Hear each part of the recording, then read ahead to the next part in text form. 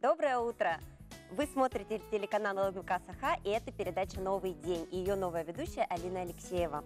Сегодня среда, на календаре 28 августа, и до конца лета осталось всего ничего. Конечно, нам всем очень хочется продлить теплые деньки летние. Давайте же посмотрим, что нам обещают метеорологи. По данным Якутского управления по гидрометеорологии и мониторингу окружающей среды, в 6 часов утра в центральных Улусах плюс 4, плюс 8. Днем ожидается до 23 градусов. В Заречье плюс 2, плюс 10, плюс 22 градуса днем. Южные Улусы плюс 6, плюс 8, до 21 градуса. Вилюйские Улусы в 6 часов утра плюс 11, плюс 14 градусов. Днем потепление до 19 градусов. Нижнеленские Улусы плюс 9, плюс 10. Днем до 21. Западные Улусы плюс 9, плюс 13 градусов. Днем плюс 17, плюс 19. В 6 часов утра в Колымо-Индигирских Улусах зафиксирована температура плюс 1, плюс 10 градусов. Днем потепление до 14 градусов. Янская группа Улусов плюс 3, плюс 5. Днем потепление до 13 градусов. Северо-западные Улусы плюс 9, плюс 11. Днем до 17 градусов тепла. В Якутске в 6 часов утра температура воздуха составила плюс 7 градусов. Атмосферное давление 751 миллиметр ртутного столба. Ветер северо-западный 3,8 метров в секунду. Днем ожидается до 24 градусов. Вечером небольшой кратковременный дождь и, возможно, гроза.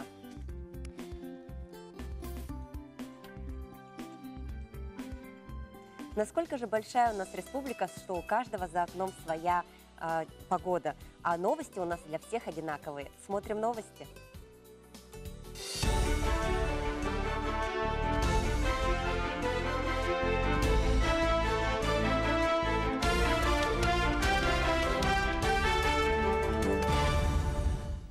Здравствуйте! В эфире новости, в студии Юлия Великодная.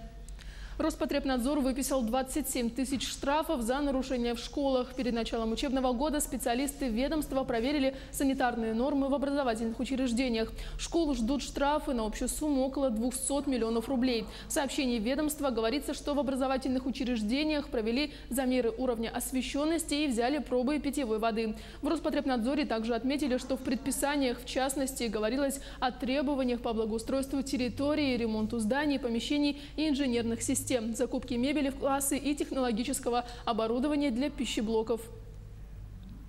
Субъектам федерации будут предоставлены субсидии из федерального бюджета на софинансирование обязательств по созданию дошкольных групп для детей 1,5 и 3 лет в частных детских садах.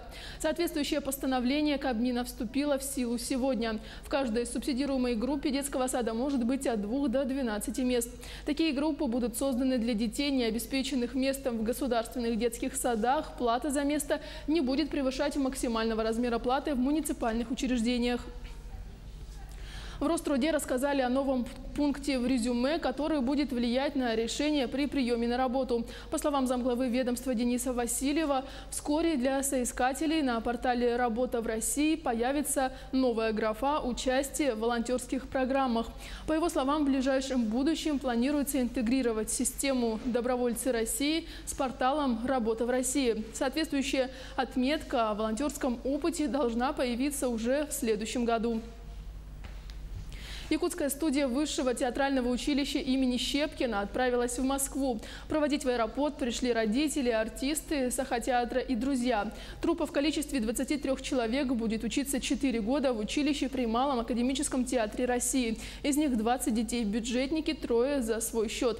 Напомним, отбор новой студии был тщательный. Создали специальную комиссию при Саха-театре. Также приезжали сами столичные преподаватели. Добавим, что предыдущая студия «Щепкинцы» выпустилась в 2002 году. Большинство из них трудится в Саха-театре имени Аюнского. Актером захотела стать, потому что мой папа в театре работает, и я там почти жила в детстве, постоянно за сценой. Мне было очень интересно, и сейчас очень хочется продолжать это дело. Я знаю, что будет интересно. Я столько посмотрела всяких видео. Очень жду, чтобы начать учиться. На международном фестивале фольклора в Италии Венкийский национальный ансамбль «Аранчикан» представил уникальные постановки «Сказы о земле Оленёкской» и этноспектакль по мотивам первого венкийского писателя Иннокентия Винокурова «Любовь в Яранге». В проекте задействованы все поколения ансамбля с 1982 года. С венкийскими мотивами и танцами познакомились жители 13 городов итальянского полуострова, а также участники фестиваля из разных стран мира. Очень приятно то, что вот мы сумели доказать, что у нас, у венкийского народа, все-таки мы сумели сохранить свою культуру, свою духовность. Да? Вот из них воспитались истинные патриоты своей родины, малой родины Оленька. Мне там запомнились мексиканцы, которые были с нами в Виана и в Тревизо. Нам очень много все понравилось. Много хороших людей в Италии, оказывается. Ансамбли там хорошо танцуют. И у всех яркие модные одежды, можно сказать. Танцы тоже яркие. Я танцевала олененка. Он бывает белого цвета, коричневого, черного. Он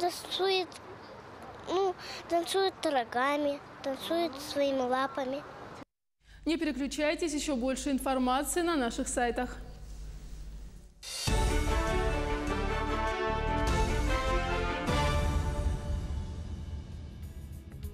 А у меня есть что добавить к новостям. Сборная Хангаласского района вернулась в престижных соревнований по борьбе. Ребята представили нашу республику и национальный вид спорта наш Үсиля Хапсагай. Это был 4-й межрегиональный турнир памяти выдающегося советского борца Михаила Елбаскина. Ребята произвели настоящий фурор, показали республику с лучшей стороны. Молодцы. Давайте убедимся в этом сами, посмотрев следующий сюжет.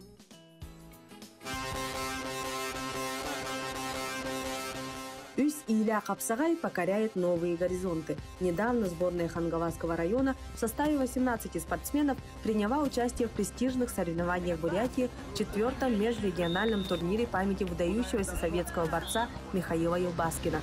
Соревнования проходили в живописной бухте Сахтор на берегах Байкала в Ольхонском районе Иркутской области. Были очень благодарны нам всем. Расширили географию соревнований, а также показали именно ту другую борьбу, которой у них нету.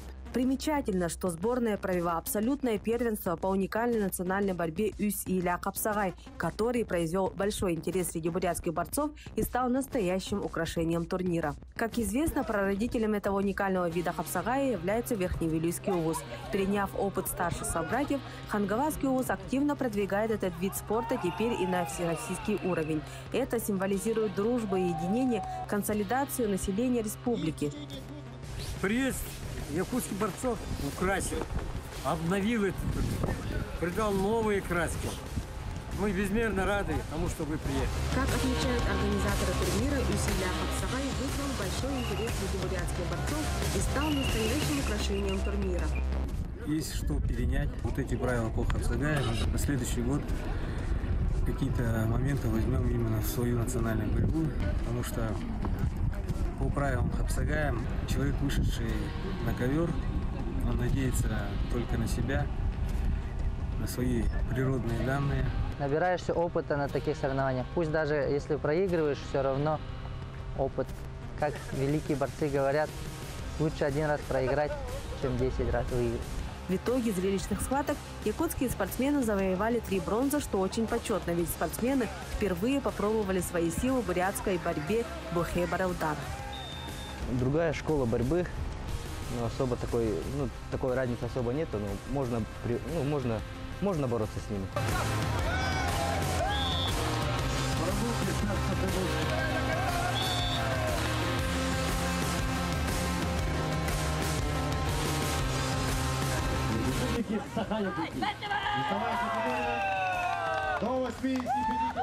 Поездка состоялась благодаря идее и полной финансовой поддержке президента Федерации Хапсагай Хангаласского ВУЗа Вячеслава Нестерова.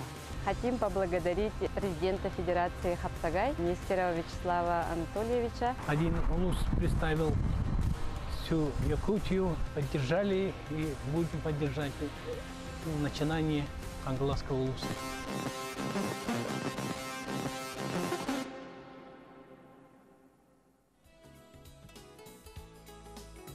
совсем скоро осень, а осень это, конечно, про учебу, про университет, про школу, детские сады. Все, что происходит в нашей жизни, это бесконечное обучение. И у нас сегодня в студии не случайные гости из мира науки.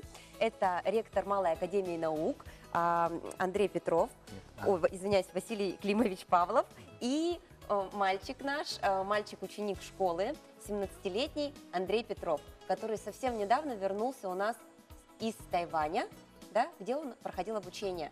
Нам очень интересно узнать, как так получилось, что, во-первых, 17-летний мальчик стал членом Академии наук, как это происходит, как такого можно достичь, и что ты делал в Тайване, чему ты там обучался, какой у тебя опыт, о чем ты хочешь рассказать нашим телезрителям, мне вот интересно. Расскажи, пожалуйста, как ты попал в Академию наук? В Академии наук вообще проводит регулярно каждый год отбор в новые члены Академии наук.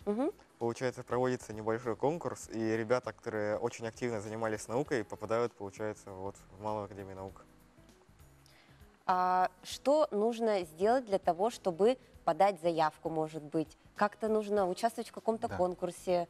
Может, вы нам расскажете, конечно, про процедуру? Да. Процедура очень простая.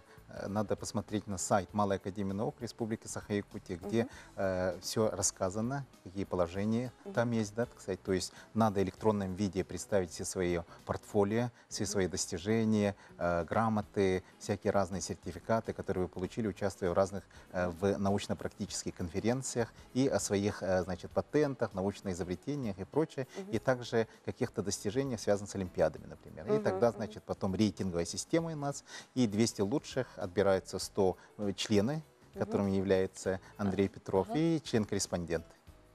Они получают стипендии от правительства Республики Саха-Якутия. Замечательно. Получается, можно обучаться в школе и одновременно являться членом Академии наук и получать еще стипендию. Да? То есть, будучи школьником, уже можно получать стипендию.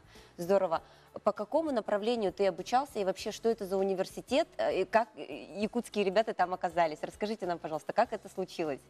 Дело в том, что, значит, проходил такой международный глобальный отбор самых таких очень талантливых молодых ученых, людей, которые являются юными исследователями, интересующимися квантовой информатикой и машинным обучением, и то, что называется искусственным интеллектом. И как раз очень благодарен Андрею, что он участвовал в этом конкурсе вместе со своим очень хорошим другом, значит, Артемом Васильевым, и они смогли пройти. Это был очень сложный процесс, которым, значит, заняло несколько месяцев, да, и на конце концов они смогли пройти туда и приняли участие в первой научно-инновационной школе, которая прошла в Национальном университете Тайваня, являющимся ведущим центром по искусственному интеллекту, машинному обучению и квантовой информатике.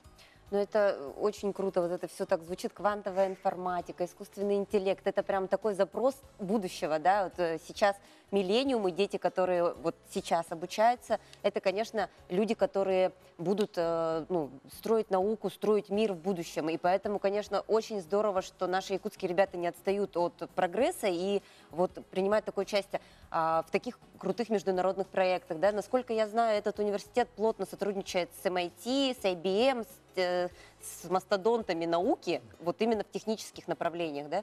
Скажи, пожалуйста, насколько сложно тебе далось обучение там? Вот нужно ли знать язык хорошо, да, на уровне? Вот вы упомянули друга твоего, как вы там, с кем вы подружились? Нужно ли было там, не знаю, проявить какой-то, кроме интеллекта, еще какие-то коммуникационные какие-то способности? Расскажи, пожалуйста, об этом.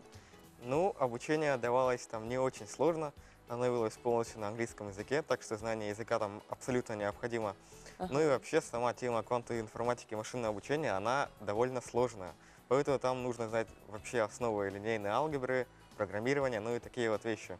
Ну и еще необходимы какие-то коммуникационные навыки, потому что в процессе школы мы разрабатывали собственные проекты, и нам надо было их защищать на публике. Поэтому необходимы какие-то базовые навыки общения на людях. Ну, то есть недостаточно просто уметь там писать, чертить, нужно еще уметь представлять, да? Но, насколько я знаю, это тоже такой заброс на будущее, что люди должны сами себя, продавать, да? То есть недостаточно быть умным, нужно еще уметь это упаковать и продать своим там, потребителям, допустим, да? А скажи, пожалуйста, у тебя появились друзья какие-то из других стран, может, с кем вот, с какой страной, с какими ребятами ты больше всего там задружился? Да, конечно, у меня появилось много друзей. И особенно много друзей у меня появилось непосредственно из Тайваня. То есть там было много тайваньских ребят, но я с ними подружился, получается. Скажите, пожалуйста, еще, насколько сложно вот быть членом? Ну, хорошо, мы, допустим, подали документы, нас избрали. Какая процедура дальше? Как подтверждается то, что вот я член, допустим, Малой академии наук? Вы как-то работаете со школьниками?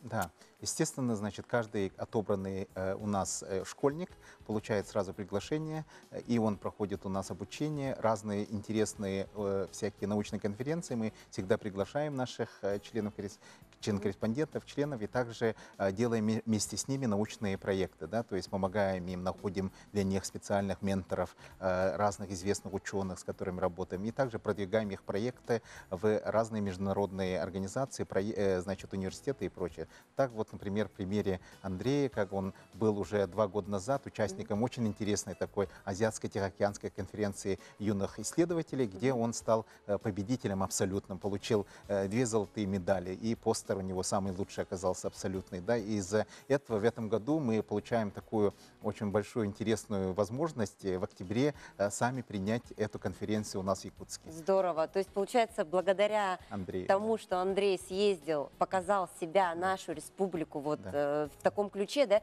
теперь и мы стали принимающей стороной. Это замечательно, это отличный опыт. Я думаю, что всем родителям очень интересно сейчас это стало.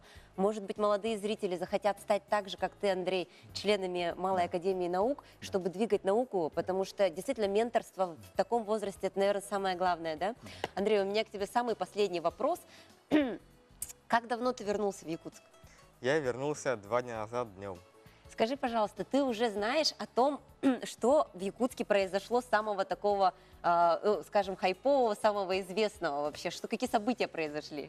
Нет, я совершенно ничего не знаю. Давайте посмотрим следующий сюжет. Он у нас о том, какой замечательный объект открылся в городе Якутске, и это сухой фонтан. Смотрим в следующем сюжете. Это первый фонтан подобной конструкции как в городе, так и в республике. Он будет постоянно радовать жителей и гостей Якутска на территории сквера Труженикам тыла. Сквер был введен в прошлом году в рамках реализации программы «Комфортная городская среда». Большую часть софинансирования оказало акционерное общество «Водоканал». Акционерное общество «Водоканал», наша компания, она выступила одним из главных спонсоров вообще сквера в целом. То есть, можно сейчас начать считать деньги, грубо говоря, но в первую очередь это не о деньгах история, а о том, что мы хотим, чтобы город был красивее. Мы здесь также все живем, мы гуляем по этим улицам, мы отдыхаем с детьми на колясках, в том числе лично я. То есть тут именно дело подарить людям радость, подарить людям место, где можно отдохнуть. И, возможно, в какой-то степени мы хотели показать пример другим крупным компаниям, которые также в Якутске присутствуют, что да, можно подключиться к какой-то реализации какого-то проекта, внести свою лепту и сделать красивое место для наших горожан. Ранее на этом месте был классический фонтан с открытой емкостью для воды. Теперь его заменил так называемый сухой или пешеходный фонтан. По нему можно ходить. Кроме того, в новом фонтане предусмотрена подсветка. Здесь отдыхаю каждый день. Здесь можно очень хорошо отдохнуть. Здесь есть фонтан, в который могут дети побегать, поиграть. Здесь скамеек очень много, где можно посидеть, покушать, с друзьями поговорить. И качели большие, их очень много. Туда могут садиться по 5-4 человека. Всем советую. И побегать можно. Можно чуть-чуть купнуться, как если тебе жарко.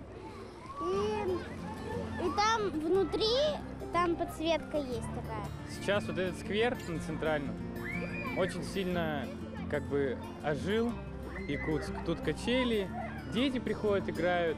Построили новый фонтан, здесь много народу тут ходит. Отдыхают все. Как раз сегодня жарко как раз. Еще в последнее время Якутск сильно начал оживать, вот прям как сам город. Как отметила главный архитектор республики Ирина Алексеева, данная технология очень подходит для наших суровых условий. И с точки зрения гигиены фонтан прекрасен. Дети будут просто бегать по поверхности земли и в жаркую погоду прохлаждаться под струями воды. Наталья Колесова, Арсен Степанов. Новый день.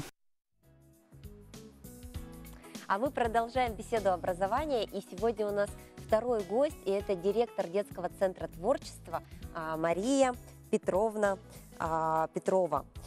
Дворец детского творчества правильно называется, да?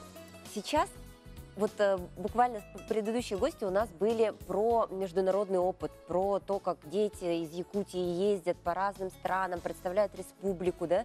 Но мы же с вами понимаем, да, что сейчас есть такая тенденция к тому, что образование ребенка начинается чуть ли не в утробе матери, да? Некоторые мамочки, они начинают со своим ребенком уже на английском разговаривать, там, классическую музыку давать слушать, чтобы у ребенка появлялось вот это вот правильное восприятие какое-то к прекрасному миру и так далее, да?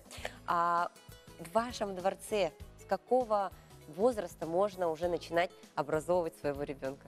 Доброе утро. Доброе. Пока родители собирают школьные рюкзаки, конечно, очень важно не забыть о том, чем будет заниматься ребенок после школьных занятий.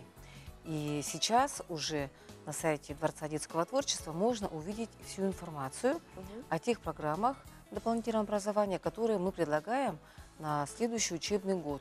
Причем эти программы бесплатные. И могут записаться дети с 5 лет. В аннотации программ указан возраст, указана длительность программы, краткое описание, конечно же. И надо сказать, что весь спектр интересов ребенка, кроме спортивного, за исключением шахмат и шашек, мы представили. И, например, можно записаться и на подготовку ребенка к школе, и на английский язык, и на робототехнику, и на естественно-научное направление, и на краеведение, и так далее, и тому подобное. И очень интересует обычно, ажиотажно бывает, запись на кванториум. Надо сказать, что сейчас мы тоже записываем, конечно же. Но если у кого-то не удалось это вовремя записаться, то через 3 месяца у нас идет повторная запись на этот же кванториум. И надо сказать, что в этом году мы постарались пойти навстречу родителям.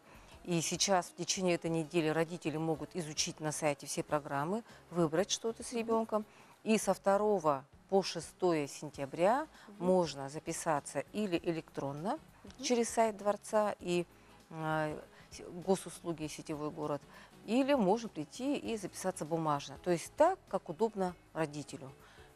И, в общем-то, те документы, которые требуются, они тоже перечислены на сайте. Можно формы заявления, бланки, все это скачать и принести. Но, как правило, это стандартный набор, требующийся для записи в образовательное учреждение. То есть это и копии свидетельства о рождении, заявление, согласие на обработку персональных данных и так далее. Смотрите, вот из того, что вы сказали, самое важное, что нужно нашим родителям сейчас услышать. Первое, абсолютно бесплатно. Да. Да? Второе, с 5 лет. Да? Да. Третье, очень большой выбор разнообразный и образовательных, и научно-познавательных, да, направлений у вас представлен. Кванториум доступен. Если не сегодня, то через 3 месяца. Скажите, а вот через 3 месяца это повторное. А когда старт записи, вот в какие сроки нужно успеть подать заявление, чтобы начать с сентября уже, например, обучаться? То есть со 2 по 6 сентября у нас ведется запись на бесплатные программы дополнительного образования.